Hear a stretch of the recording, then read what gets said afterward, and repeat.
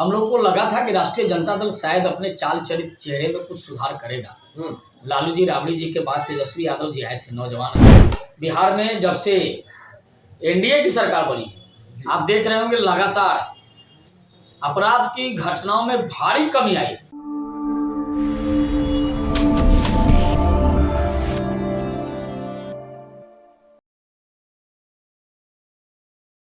नमस्कार, मेरा नाम अनूप नारायण सिंह है और आप नेशन भारत के डिजिटल न्यूज नेटवर्क को देख रहे हैं। हम हैं पटना में प्रदेश भाजपा कार्यालय में और हमारे साथ है पार्टी के प्रदेश प्रवक्ता राकेश कुमार सिंह।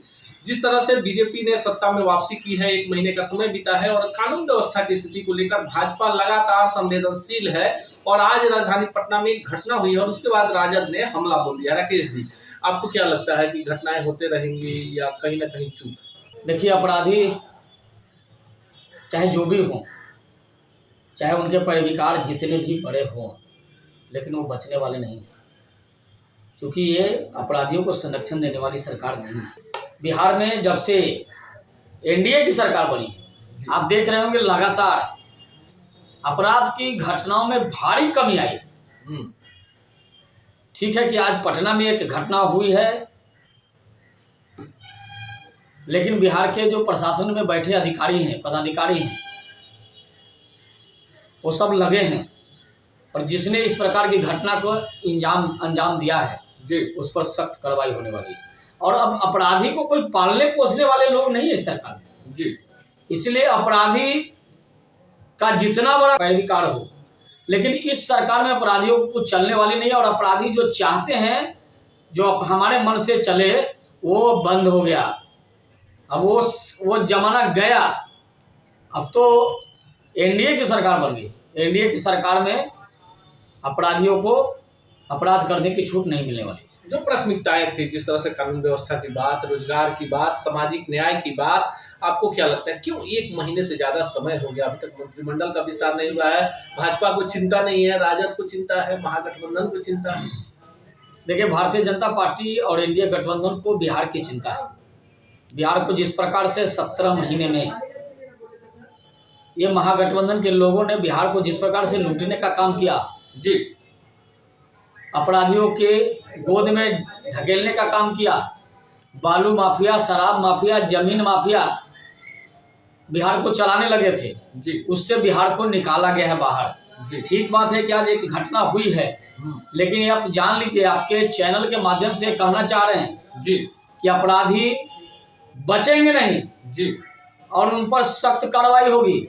और ये जिस तरह बयानबाजी हो रही है, देखिए कानून व्यवस्था की स्थिति है, ठीक है, आप लोग काफी सख्त हैं, आपने कह दिया है कि अपराधियों को बचाया नहीं जाएगा, किसी को फंसाया नहीं जाएगा, लेकिन जिस तरह से प्रधानमंत्री की प्रदेश में रैली हुई है और उसके बाद से जिस तरह से राजद ने सीधे प्रधानमंत्री पर उचित टिप्पणी की है, उसको किस रूप में लेते हैं? देखिए, उनके चाल चरित चेहरे को उजागर करता है। हम लोग को लगा था कि राष्ट्रीय जनता दल शायद अपने चाल चरित चेहरे में कुछ सुधार करेगा। लालू जी राबड़ी जी के बाद तेजस्वी यादव जी आए थे, नौजवान जी। हम लोग को भरोसा हुआ था, ठीक है विपक्ष में हैं, लेकिन हम लोग को भी भरोसा हुआ था। नीतीश कुमार जी ने कहा कि हमको 2 बार इनको सुधरने का मौका दिया, लेकिन ये सुधरने वाले नहीं है, गड़बड़ करने वाले लोग जी।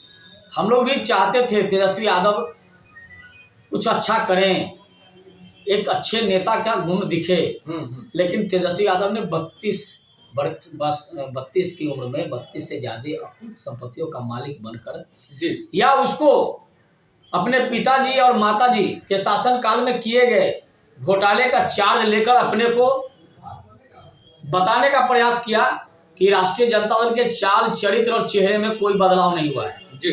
राष्ट्रीय जनता दल जो था पहले, वही राष्ट्रीय जनता दल आज भी है।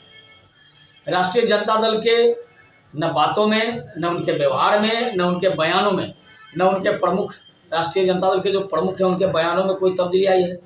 और उनके प्रवक्ता तो इतने घटिया स्तर का बयान कर रहे हैं जिसकी जितनी निंदा की जाए वह कम होगी। राजनीति में आप इस तरह की उचित टिप्पणी, जिस तरह से व्यक्तिगत है, प्रधानमंत्री ने कहा कि परिवारवाद के मरबेल है, तो कहीं ना कहीं उन्होंने कोई, मतलब उनके ऊपर जिस तरह से हो रहा है, जो परिवार को लेकर जो परिभाषा दी जा रही है, आपको लगता है कि संसदीय इतिहास में या लोकतंत्र में इस तरह की भाषा शैली उचित है? देखिए, राष्ट्रीय जनता दल प्रधानमंत्री ने अगर कुछ कहा तो उन्होंने सबों के बारे में कहा। जो परिवारवादी लोग हैं, जो भ्रष्टाचारियों के संरक्षक हैं। अगर लालू प्रसाद जी को लगा कि हम ही को कहा है तो आखिर आप ऐसा काम करते क्यों? जी। आपने गांधी मैदान की रैली से सिर्फ अपने दोनों बेटे और एक बेटी का परिचय करा रहे थे। क्या वो गांधी मैदान के सामने जो लोग आपके आए थे, क्या उसमें किसी का बेटा बेटी उस मंच पर आने के लायक या राज्य का नेतृत्व करने के लायक नहीं है? इसका मतलब है कि आपने लफुओं का हम लोगों ने कहा कि आपने बालू माफिया, शराब माफिया, गांजा माफिया, जमीन माफिया, इसकी भीड़ जुटाई थी, लफुओं की, भ्रष्टाचारियों की, पैमानों की भीड़ जुटाई थी। इसलिए आपको लगा कि सब कुछ बनने लायक नहीं है तो अपने बच्चों का परिचय करा रहे थे।